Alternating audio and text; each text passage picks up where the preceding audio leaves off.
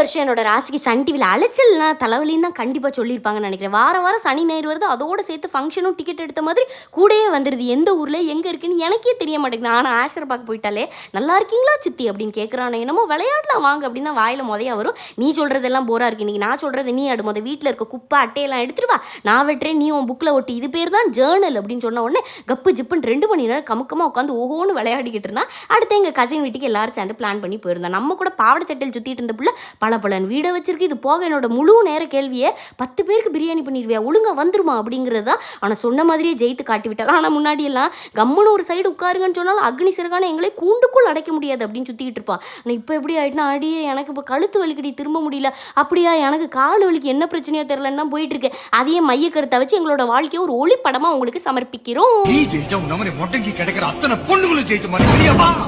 Saravanan please இறங்குன ஏற முடியாது என்னால.